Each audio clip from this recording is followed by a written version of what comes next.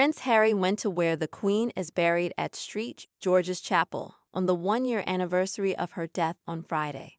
Harry is in the UK for a short visit, but he's far from his brother William and his dad Charles. The royal family is remembering an important day. Harry seemed serious when he left the chapel in Windsor. This visit is the first time he's come back to the UK since his dad Charles became king in May, as reported by The Telegraph. When he asked for permission to visit his grandmother's grave at Buckingham Palace, they made him wait, and he didn't think they would say yes. But finally, at the last minute, they told him he could go to the private place where the late Queen is buried in St. George's Chapel in Windsor. The visit had to be kept secret, but someone happened to see Harry. They quickly took a picture of him with their phone while they were at Windsor Castle around noon on Friday. They shared the photo on social media, and soon, everyone knew about Harry's private visit.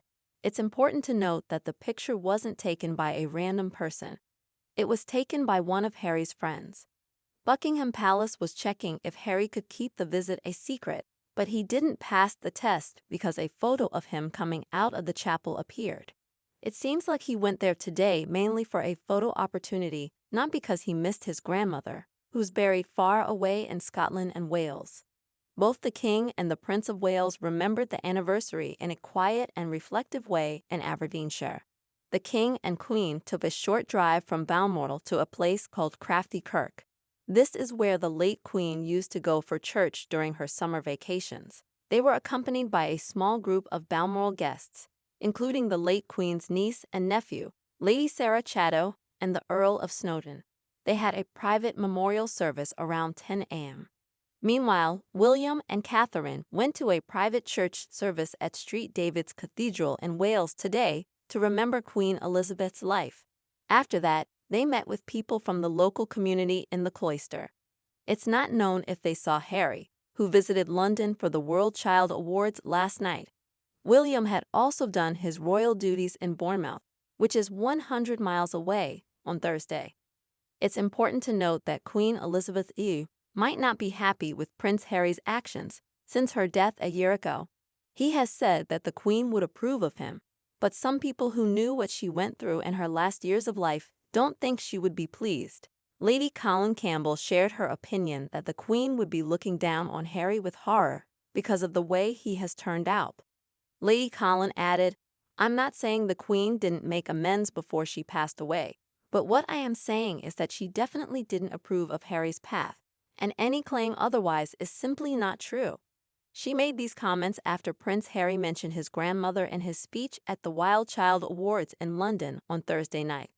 He said, "As you know, I couldn't attend the awards last year because my grandmother had passed away. As you probably also know, she would have been the first person to insist that I still come to be with all of you instead of going to her." During his speech, Harry remarked, "Of course, he's done it." During his speech at the podium, Harry said, "She would have been the first person to insist that I still come to be with all of you instead of going to her." He also mentioned, "Of course, he's done it. This is so predictable. I'm sure you and I know that the King will be making some sort of announcement, which is embargoed at the moment." Lady Colin continued to talk about Harry's fiery remarks, saying, "Harry knows what's going on, and he's once again trying to grab our attention. It's pathetic, really."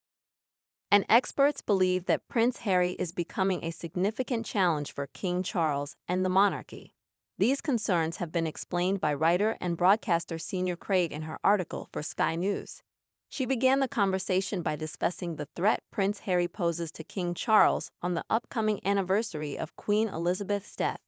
She expressed her concern that Harry's presence in London and his speech at the World Child Awards might divert attention away from the one-year anniversary of the Queen's passing and towards Harry's activities. Last week, Buckingham Palace removed any reference to Harry as His Royal Highness from the official royal website.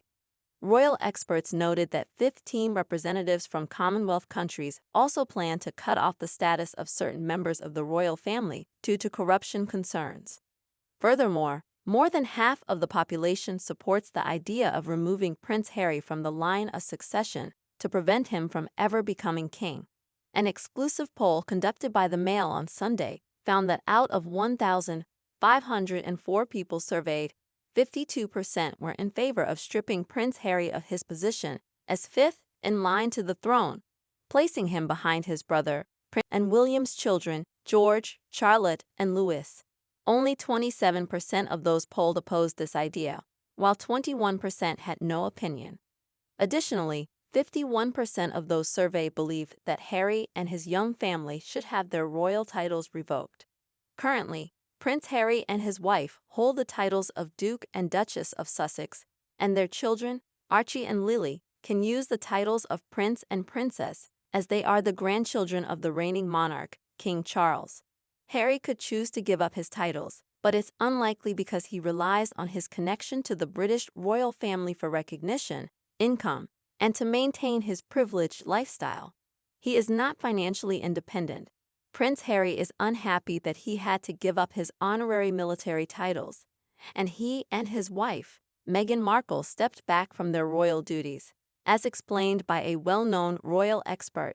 Harry, who completed 2 tours of duty in Afghanistan and received several honorary military titles from his late grandmother, Queen Elizabeth II.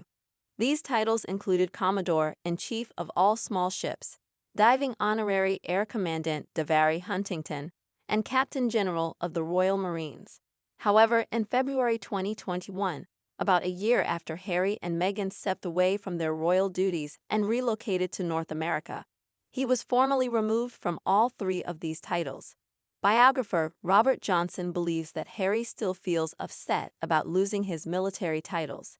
At one point, he had hoped to balance a part-time role as a working royal with his own career outside of the royal family.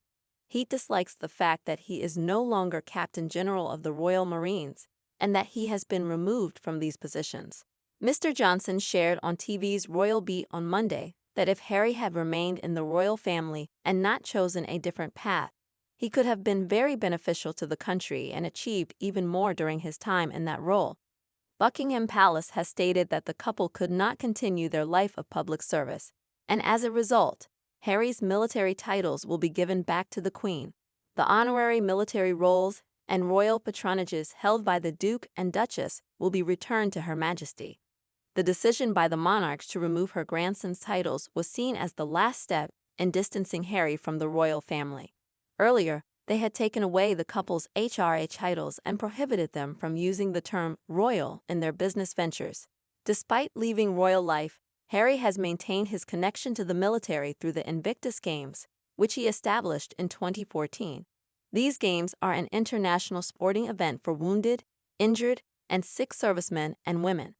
These actions are seen as a way to prevent further embarrassment, humiliation for the royal family, and boredom for the British people.